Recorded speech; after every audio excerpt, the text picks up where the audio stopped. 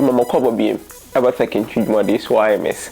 Then this morning I share my days. So any video, because I have iPhone and a Samsung and the phones and the Padona easy. Pa now what I won't say will be your comparison. Oh, iPhone ye camera chain Samsung. Oh, Samsung dear massa. I'm about to cry check. Oh, Samsung screen word day. Oh, Samsung I'm camera and ye anything I my video with the abano. And any video Becca at the amount for the Jinaswa. The judges say Samsung and ye camera iPhone ye camera chain Samsung be brave. Me na ma explain actual dintia.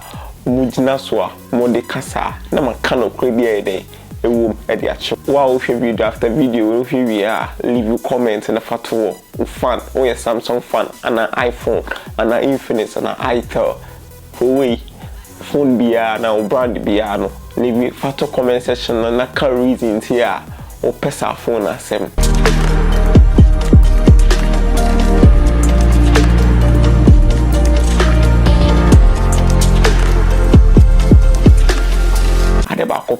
Among food just with the car me iPhone chain Samsung and partner say Samsung for almost screen word day. I'm off with the Samsung screen word day. Oh, me told Samsung Galaxy X9 crown S9 they say you can screen almost 7 million, almost 8 million.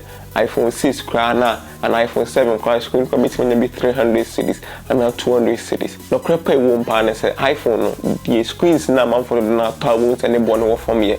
The other companies in now also 200 cities, way 100 cities, way 150, way see, almost iPhone screen and boy phone but no crap pie won't be in the say opa now iPhone XS Max. It be a screen and say the cost and cast open iPhone XS Max. Go the catch almost say open iPhone XS Max refabric screen, iPhone XS Max refabric screen like original screen to say iCloud no open in the iCloud screen. We say nibuono nibuono was so to say phone no half price of phone no. Nti akwa the same as Samsung na okoto Samsung phone no. But Samsung no omo phones no mo ye ba Super AMOLED no. Companies different companies no any screen in the back because me ready for me no the omo can say other companies no mo use screen for Samsung phones na ye Super AMOLED na omo di see phone so screen into me popularity adisa Samsung for factory no omo kasa no mutimi yo mu screen no mo dia ba no Samsung omo factory no mu use screen so quality screen no original screen no made omo ba ntine ma Samsung for phones ne dey ne bo ne dey no ba o hwe ada Samsung phones enye Super AMOLED omo use different other screens na omo se sa phones no screen the boy dey e wo form no be different companies omo use screen about this so omo say come nti the amount for case iPhone and a Samsung screen there ne boy dey no enye no kre wom na no na maka twese no o use iPhone na o person ko to original screen refabric screen na mo say ne boy no was so but Samsung no the only option na Super AMOLED the only option I want to say I just want to Super AMOLED screen no but iPhone no different other options other companies normal mite China normal win screen that this is where we work when near fair we were so original na what is it the advantage back one no but say we need boy there be up to original screen for the same brand we iPhone we brand we see ni screen here ne boy no was so and na ebiem ni said the amount for do na kapane say Samsung phone ni papa and phone camera na nya fair and so am nchiremu ha Samsung and iPhone. Say, okay, iPhone say ya ho. Omo ye phone Omo phones ni na wo iPhone 7, iPhone 7 Plus, iPhone 8, iPhone 8 Plus. But who phone me to say be iPhone KS Plus be the same day like the same year no my iPhone 7 no. Omo say iPhone KW no what no man so.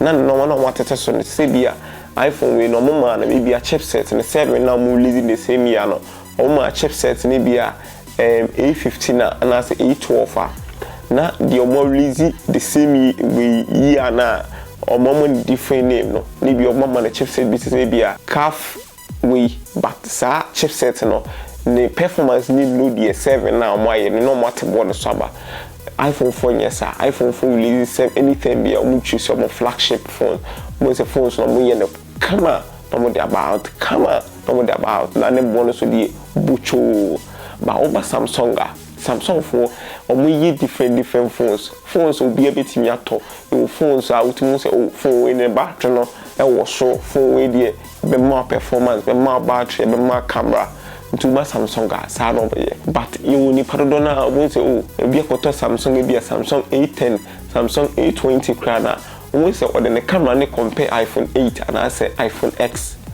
ain't me possible that cause A15 A20 no omo Samsung for flagship phones make a flagship phones ultimately say Samsung for a shedda a powerful no make a flagship phones and bit to say Samsung S10 Samsung S21 Ultra Samsung Note 10 Samsung Note 20 Ultra, Samsung S22 Ultra, and they are flagship phones.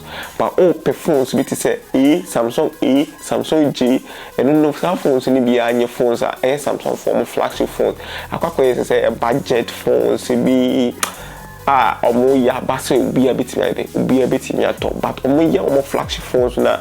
Omo yeba for say open performance open battery open we yeni na wo phone we nti na Samsung phone no omo in case of competition bia na omo yi so di akọ nti open phone media compare iPhones yi so omo flagship phone the difference will be iPhone 13 Pro Max not the comparison ma kofa Samsung phone meet say S21 Ultra na S22 Ultra for no be comparison but me kofa phone bit say e be A50 and I say A70 and for me comparison ever say abeka say Samsung phone cra omo camera nya fish iPhone pa he ne fe what I say yen ne say nti ene different between iPhone and Samsung ne eba se bia omo release phones eba sa difference na sa ne say iPhone so no omo ya one oh ya iPhone 13 aba oh ya iPhone 12 aba but Samsung no ba Samsung omo timi aka say oh ya J4 J6 but omo flagship phones in case of CPA or person dey comparison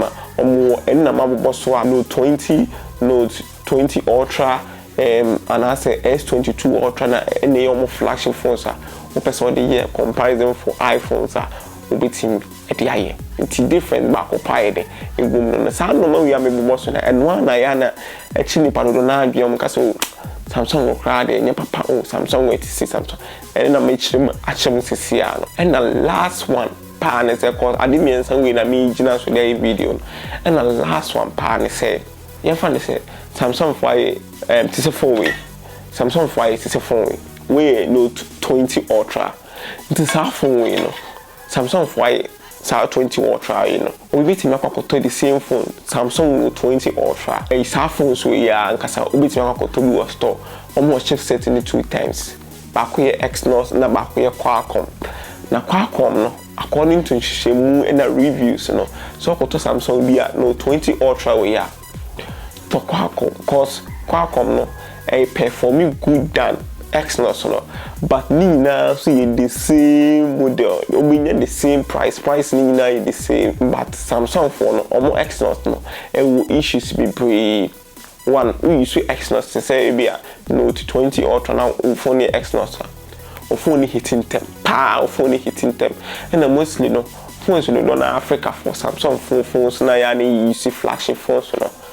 To don't Exynos, to say it be a Samsung S7 Edge, S8, they do not know Exynos. It's Exynos, no, and don't know any issues. And as such, Samsung phone a year, and don't know any issues. Most of phones in hitty battery and check. Phone like I thought that phone is slow down. Measure that your video, me pe Exynos S2A Note 20 Ultra, na ma pe Qualcomm Note 20 Ultra. That's what we YouTube videos. Exynos na Qualcomm Note 20 Ultra.